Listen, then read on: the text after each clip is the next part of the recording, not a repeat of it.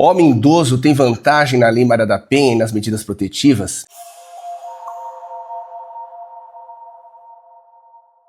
Sejam bem-vindos ao canal Lei Maria da Penha em Foco, sou Júlio Konkowski e no vídeo de hoje trago aqui a resposta para uma dúvida de um dos seguidores que pode ser a sua também. Então seja bem-vindo, seja bem-vinda e não esqueça do seu like, isso é muito importante. Então vamos lá, um dos seguidores me perguntou, olha, eu sou idoso, recebi medidas protetivas, o fato de eu ser idoso, isso traz alguma vantagem na defesa nas medidas protetivas? Então aqui vou logo para a resposta e ao longo do vídeo nós vamos fundamentar.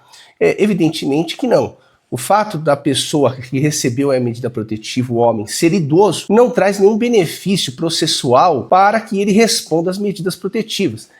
Afinal de contas, o fato de ser idoso não gera uma impunidade ou um abrandamento aí nas medidas protetivas, afinal de contas, isso seria uma discriminação sem o menor sentido. Então, respondendo de antemão essa pergunta, a resposta é negativa. O fato do homem que recebe medidas protetivas ser idoso não representa uma vantagem, não representa nada em relação às medidas protetivas, elas vão vigorar enquanto a situação de risco que ensejou a sua aplicação continuar. Isso é importante. Mas aqui aproveito o vídeo para tratar de outros temas correlatos ao Estatuto do Idoso. Já que a pergunta do nosso seguidor foi referente ao Estatuto do Idoso, eu vou ampliar essa discussão para outros temas também importantes. Fique até o final, não esqueça o like.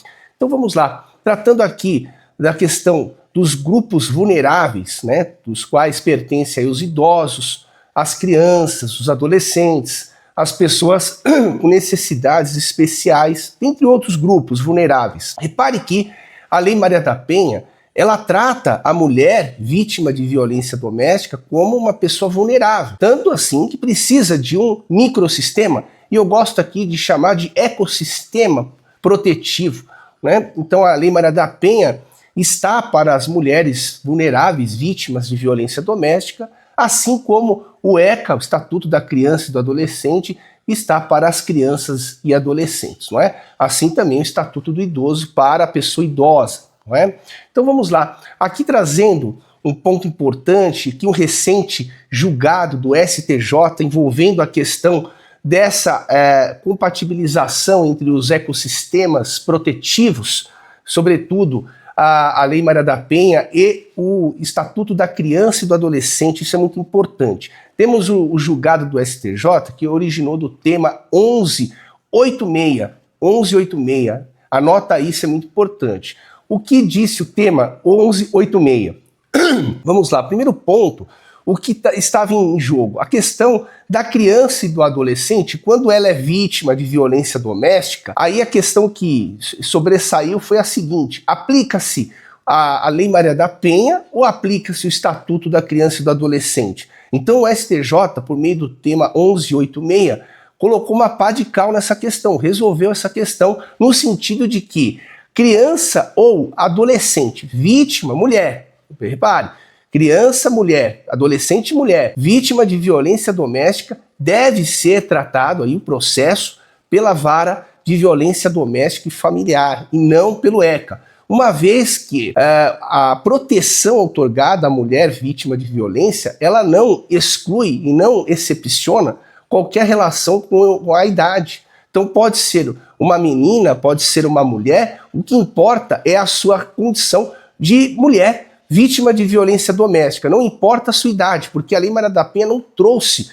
uma idade específica para a outorga da proteção. Ora, basta ser mulher, não importa se criança, se menina, não é? Se idosa, não importa, basta ser mulher para atrair a incidência da Lei Maria da Penha, logo a incidência, a competência das varas de violência doméstica e familiar, perfeito? Então isso é muito importante, anota aí tema 1186 do STJ. Então isso é muito importante. Então, respondendo à questão do seguidor, o fato do homem, né, ser idoso não trará nenhuma vantagem, nenhum benefício nas medidas protetivas que continuarão vigorando enquanto a situação de risco perdurar. Isso é muito importante. Outro ponto também que aqui trago uma consideração e eu gostaria de debater com todos vocês, está relacionado à palavra da suposta vítima, mulher, com a palavra daquele homem idoso. Porque veja, nós temos dois grupos vulneráveis e a princípio haveria um conflito aparente de normas. Ora, se a mulher, a palavra dela tem força para apresentar a sua versão e com base nessa versão o juiz outorgar as medidas protetivas, por qual razão o homem idoso não teria a palavra tão relevante, tão central como a mulher no âmbito das medidas protetivas? Então aqui é uma questão interessante de um aparente conflito de normas, mas aqui, pelo que a gente entende da jurisprudência, a palavra da mulher ela vai ter uma preponderância em razão, primeiro, do protocolo de julgamento de perspectiva de gênero, lá do CNJ.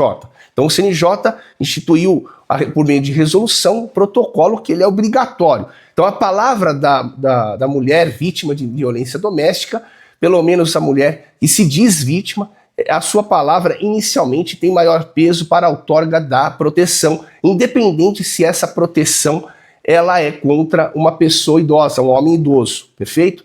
E aqui nós temos uma questão histórica também, que é fundamentada pela doutrina e também pela jurisprudência, de que historicamente a mulher sempre foi vítima de violência doméstica. Então aqui haveria necessidade de uma reparação histórica, e aqui eu deixo para vocês o comentário. Não estou dizendo que eu concordo com esse fundamento, mas estou trazendo aqui como um elemento de reforço, perfeito? Então isso é muito interessante. Então vamos lá, aqui outro ponto importante, eu quero trazer aqui uma novidade para vocês, que é o nosso lançamento do nosso livro e a busca por uma proteção equilibrada, perfeito? O nosso livro que foi escrito com 29 propostas de atualização da Lei Maria da Penha. É um livro inédito, nós reunimos toda a nossa atividade, a nossa experiência de anos e décadas de atuação na Lei Maria da Penha e elaborei esse livro que foi publicado pelo Instituto de Estudos Avançados na Lei Maria da Penha em temas conexos,